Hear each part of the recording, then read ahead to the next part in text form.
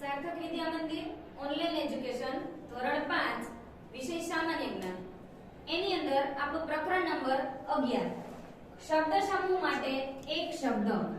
આ પ્રકરણની અંદર આપણે શું સમજવાનું છે તો કે અહીંયા આપણને કેટલાક શબ્દ સમૂહ આપેલા છે કે જેનો અર્થ શું થાય છે એ જવાબ સહિત આપણને આપેલા છે।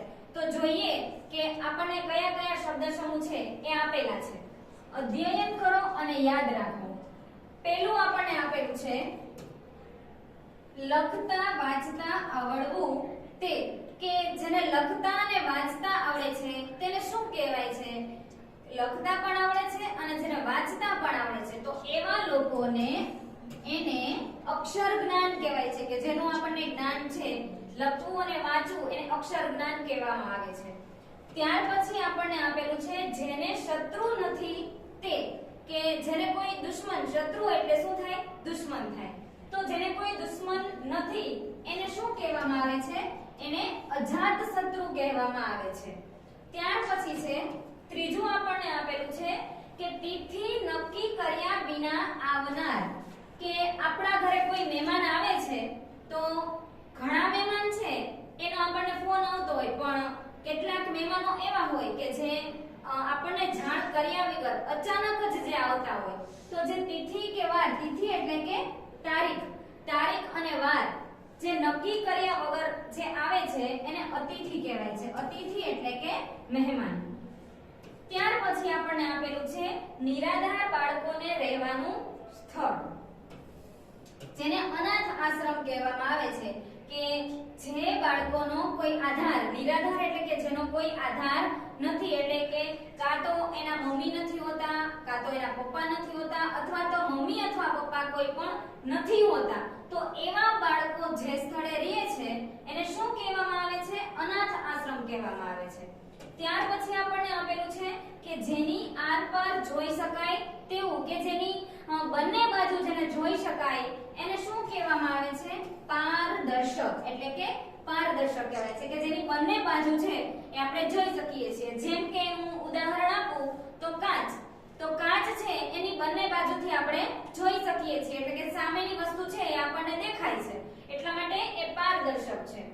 ત્યાર પછી છે પોતાના હાથે લખાયેલું પોતાનું વૃત્તાંત, એટલે કે આપણે જે લખેલું હોય એને આત્મકથા, આત્મકથા એટલે કે જે આપણે આપણા પોતાના વિશે જે લખેલું હોય છે તો એને આત્મકથા કહેવામાં આવે છે। ત્યાર પછી નેક્સ્ટ આપેલું છે બાળકથી માંડીને વૃદ્ધ સુધીનું, એટલે કે નાના બાળકોથી માંડી, નાના બાળકોની ઉંમરથી શરૂ કરી અને જે વૃદ્ધ છે ત્યાં સુધીની ઉંમરના દરેક વ્યક્તિઓ છે એને શું કહેવામાં આવે છે? તો એને આબાલ વૃદ્ધ કહેવામાં આવે છે, એટલે કે નાના બાળકથી માંડી અને મોટા સુધીના એ બધા એ સૌ એને આબાલ વૃદ્ધ કહેવાય છે।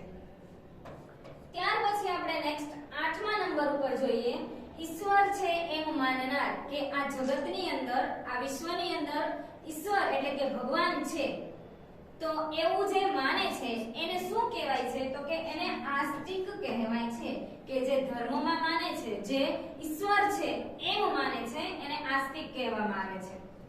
ત્યાર પછી આપણે નેક્સ્ટ જોઈએ 9મા નંબર પર આપણે પહોંચ્યા છીએ।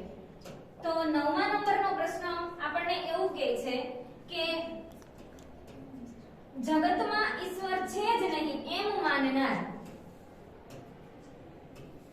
કે જે લોકો એવું માને છે કે આ જગતની અંદર, આ વિશ્વની અંદર ઈશ્વર નામનું કોઈ તત્વ નથી, કે જે ધર્મમાં નથી માનતા, જે ઈશ્વર છે એવું માનતા નથી, તો એને નાસ્તિક કહેવામાં આવે છે।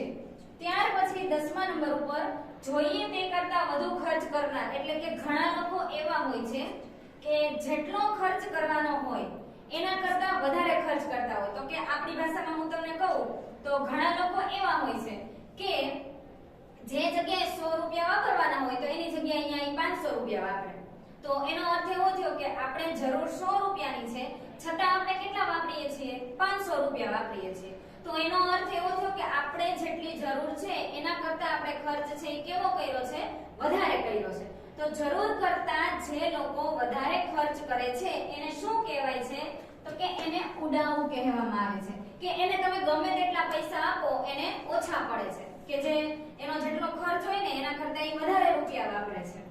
નેક્સ્ટ આપણે જોઈએ 11 નંબર ઉપર, જોઈએ તે કરતા ઓછું વાપરનાર. જેટલું એને જરૂરિયાત છે કે 100 રૂપિયાનો ખર્ચ કરવાની જેને જરૂર છે અને છતાં પણ એ 100 રૂપિયાની તો જરૂર છે જ એને, છતાં પણ એ 20 રૂપિયા કે 25 રૂપિયા કે 50 રૂપિયા વાપરે છે, એટલે કે જરૂર કરતા એ ઓછો ખર્ચ કરે છે, તો એને શું કહેવામાં આવે છે? એને કંજૂસ કહેવામાં આવે છે.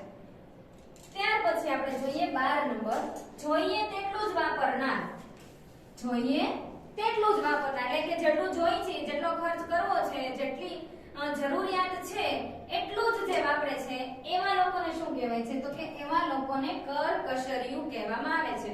જો આ ત્રણેય નંબર છે એમાં બહુ જરૂર કરતા આપણે વધારે ખર્ચ કરીએ એ પણ નકામું, જરૂર કરતા ઓછો ખર્ચ કરીએ તો એ પણ નકામું છે, કારણ કે એટલી બધી કંજૂસાઈ છે ને એ પણ બહુ સારી નથી, અને જરૂર કરતા વધારે આપણે રૂપિયા વાપરી નાખીએ તો એ પણ બહુ સારી વાત નથી. પરંતુ આ ત્રણેયમાંથી સૌથી સારી બાબત કઈ છે? તો ત્રણેયમાંથી સારી બાબત એ છે કે આપણે જેટલી જરૂર છે, આપણે જેટલો ખર્ચ કરવાની જરૂરિયાત છે એટલું જ આપણે વાપરીએ તો એને શું કહેવાય છે? કરકસરિયું કહેવાય છે. એટલે કે કરકસર સારી, કે આપણે જેટલી જરૂર છે એટલું જ આપણે વાપરીએ છીએ, એટલો જ ખર્ચ કરીએ છીએ. ત્યાર પછી આપણે નેક્સ્ટ જોઈએ 13 નંબર ઉપર, આકાશ અને પૃથ્વી જ્યાં મળતા દેખાય છે તે કાલ્પનિક રેખા, કે જ્યાં આપણને એવી રેખા કે જેની અંદર આકાશ અને પૃથ્વી એ બંને છે એ મળતા દેખાય છે એને ક્ષિતિજ કહેવામાં આવે છે. ત્યાર પછી 14 નંબર ઉપર જોઈએ, જેનો પતિ મરી ગયો છે તે સ્ત્રી, કે જેના હસબન્ડ છે એ એક્સપાયર થઈ ગયા છે તો એને વિધવા કહેવામાં આવે છે. ત્યાર પછી જેની પત્ની મરી ગઈ છે તે પુરુષ, તો એને કહેવામાં આવે છે વિધુર. અહીંયા ધજાનો ધ આપણને આપેલો છે એટલે કે એને વિધુર કહેવાય છે. ત્યાર પછી 16 નંબર ઉપર, ચોમાસુ પાક એટલે કે ચોમાસાની ઋતુ દરમિયાન જે પાક લેવામાં આવે એને કેવો પાક કહેવામાં આવે છે? તો એને ખરીફ પાક કહેવામાં આવે છે, કે જે ચોમાસાની ઋતુ દરમિયાન લેવાય છે. ત્યાર પછી 17 નંબર ઉપર આપણે જોઈએ તો 17 નંબર ઉપર આપણને કીધું છે કે શિયાળુ પાક, તો જે પાક છે એ શિયાળાની ઋતુમાં લેવામાં આવે છે એને કયો પાક કહેવાય છે? રવિ પાક કહેવામાં આવે છે. ત્યાર પછી 18 નંબર ઉપર, બધા રાજાઓ ઉપર પોતાની સત્તા સ્થાપનાર, તો રાજા છે એમાંથી બધા રાજાઓ છે એમાં બધા રાજાઓમાં જે સૌથી મોટો રાજા કે જે બધા રાજાઓ ઉપર પોતાની સત્તા, પોતાનું શાસન છે એ સ્થાપે છે એને શું કહેવાય છે? ચક્રવર્તી કહેવામાં આવે છે. ત્યાર પછી પારકાનું ભલું કરનાર, પારકા એટલે કે બીજા, ભલું એટલે સારું, કે જે લોકો બીજાની સારું કરે છે, જે બીજા લોકોનું સારું ઈચ્છે છે, જે બીજા લોકો વિશે હંમેશા સારું વિચારે છે એવા લોકોને પરોપકારી કહેવામાં આવે છે. શું કહેવામાં આવે છે? પરોપકારી. એની સંધિ એવી રીતે છૂટી પડે કે પર વત્તા ઉપકારી એટલે કે પરોપકારી, કે જે બીજાનું હંમેશા સારું વિચારે છે. ત્યાર પછી આપણે જોઈએ 20 નંબર, લાંબો અને વિશાળ અનુભવ ધરાવનાર, કે જે ની પાસે ખૂબ જ લાંબો અને ઘણો બધો જીવનનો અનુભવ છે તો એને પીઢ વ્યક્તિ કહેવામાં આવે છે. કે લાંબો અને વિશાળ અનુભવ ધરાવનાર વ્યક્તિ એ શું કહેવાય છે? પીઢ કહેવાય છે. ત્યાર પછી આપણે જોઈએ 21 નંબર ઉપર, મોટી ઉંમરની વ્યક્તિઓને અપાતું શિક્ષણ, કે જે મોટી ઉંમરની વ્યક્તિઓ છે જેમ કે આપણા બા દાદા છે, આપણા મમ્મી પપ્પા છે, તો એવી કોઈ પણ જે મોટી ઉંમરની વ્યક્તિઓ છે એને આપણે શિક્ષણ આપવું છે, એટલે કે એને આપણે લખતા, એને આપણે વાંચતા અને સરસ મજાનું લેખન અને વાંચનનું કાર્ય એને આપણે શીખવાડવું છે, તો એને જે શિક્ષણ આપવામાં આવે છે એને કેવું શિક્ષણ કહેવાય છે? પ્રૌઢ શિક્ષણ કહેવામાં આવે છે. ત્યાર પછી 22 નંબર ઉપર, દરિયામાંથી મોતી કાઢનારા, કે જે દરિયામાં જઈ અને દરિયાની અંદર જે છે એની અંદરથી મોતી કાઢે છે એને શું કહેવામાં આવે છે? તો એને મરજીવા કહેવામાં આવે છે. ઘેર ઘેર ફરી અને ભિક્ષા માંગવી તે માધુકરી, ત્યાર પછી પથ્થર ઉપર કોતરેલો લેખ, કે સરસ મજાનો પથ્થર છે, કોઈ પણ એક પથ્થર છે, એ પથ્થર ઉપર જે કોતરણી કામ કરી આગળના જમાનાની અંદર આપણે ઘણા બધા જોવા મળે છે, ઘણા બધા એવા શિલાલેખો કોતરણી કરેલા આપણને જોવા મળે છે. તો એ પથ્થર ઉપર જે કોતરકામ કરી અને એના ઉપર જે લેખ લખવામાં આવે છે તો એને શું કહેવામાં આવે છે? તો એને શિલાલેખ કહેવામાં આવે છે. કે જે પથ્થર ઉપર કોઈ પણ આપણે લખવું છે લખાણ તો એ એના ઉપર લખવામાં આવે છે.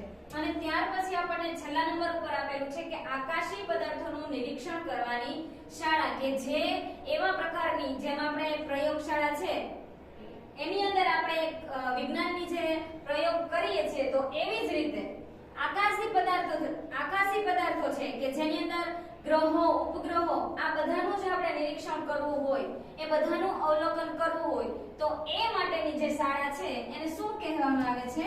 વેધશાળા કહેવામાં આવે છે.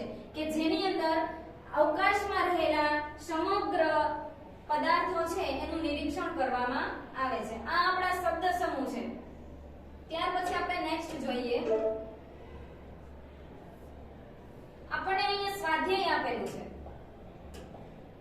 એ સ્વાધ્યાયની અંદર આપણને આપણો પ્રશ્ન નંબર પહેલો, નીચે આપેલા દરેક શબ્દ સમૂહ માટે એક શબ્દ આપો. જે આપણે આગળ શીખી ગયા, આપણે સમજી ગયા, એના ઉપરથી જ આપણને આ સ્વાધ્યાય આપેલું છે જેનો આપણે જવાબ છે આપીશું.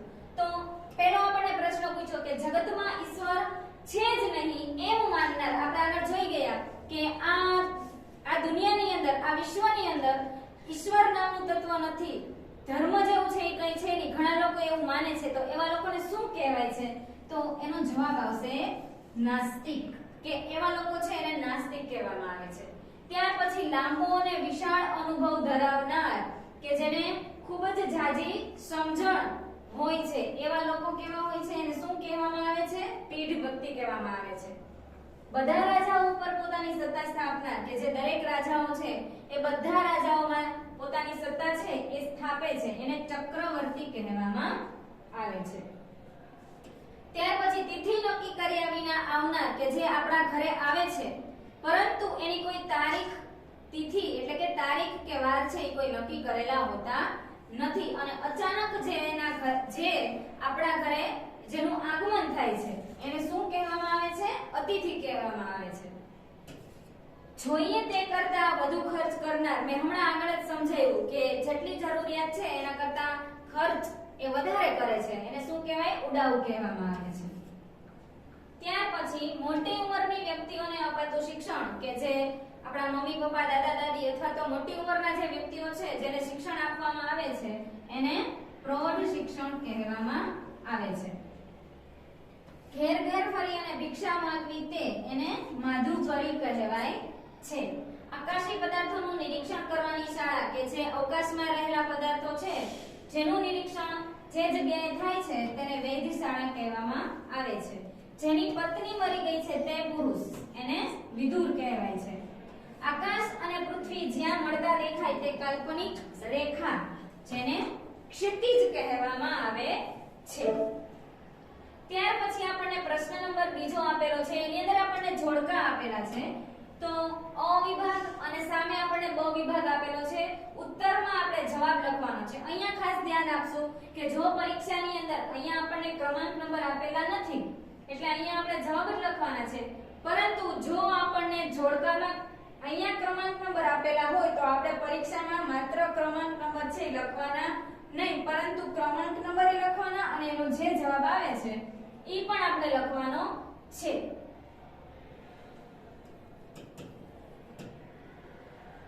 નીચે અ વિભાગની વિગતોની સામે બ વિભાગમાંથી સાચો જવાબ છે એ શોધીને લખો. અ વિભાગમાં પહેલું આપણને આપેલું છે ઈશ્વર છે તેમ માનનાર, એને શું કહેવામાં આવે છે? તો ઈશ્વર છે એમ માનનાર એને આસ્તિક કહેવામાં આવે છે.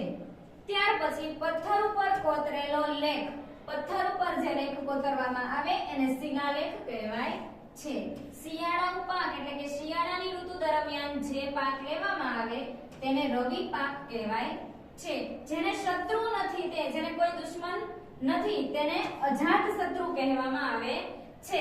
ત્યાર પછી પારકાનું ભલું કરનાર એટલે કે જે લોકો બીજા લોકોનું ભલું કરે છે, સારું કરે કરે છે તેને પરોપકારી કહેવામાં આવે છે.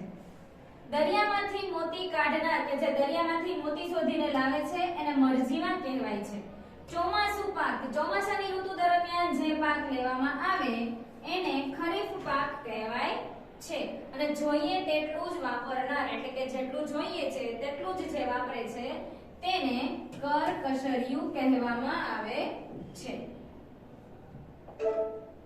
ત્યાર પછી ક્વેશ્ચન નંબર એટલે કે પ્રશ્ન નંબર આપણો છેલ્લો અને ત્રીજો. એની અંદર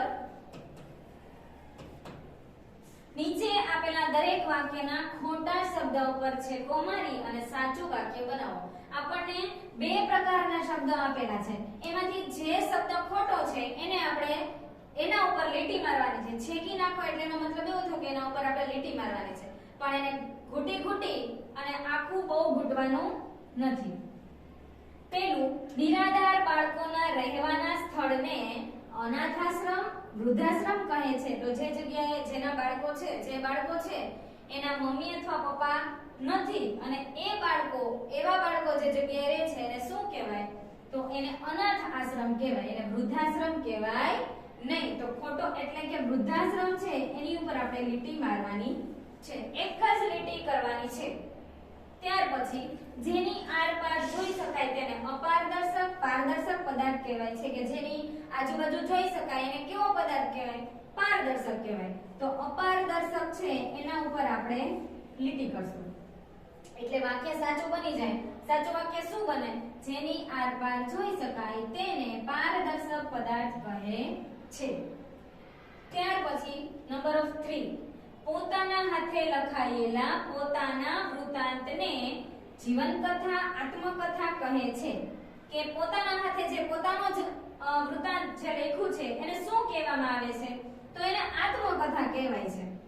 કે જીવનકથા કહેવાય છે? તો કે જીવનકથા નો કહેવાય, પરંતુ શું કહેવાય? આત્મકથા કહે છે. એટલે આપણે અહીંયા લીટી શેના ઉપર મારશું? જીવનકથા ઉપર. ત્યાર પછી જેનો પતિ મરી ગયો છે તેવી સ્ત્રીને વિધવા કે સધવા કહે છે. તો જેનો પતિ મરી ગયો છે તેવી સ્ત્રીને વિધવા કહે છે એટલે સધવા ઉપર આપણે લીટી આપશું. તો અહીંયા આપણું પ્રકરણ નંબર 11 શબ્દ સમૂહ માટે એક શબ્દ એ અહીંયા પૂર્ણ થઈ જાય છે. તો દરેક વિદ્યાર્થીએ સ્વાધ્યાય પોથીની અંદર આ પ્રકરણ છે એ પૂર્ણ કરવાનું રહેશે. હરિઓમ અસ્તુ.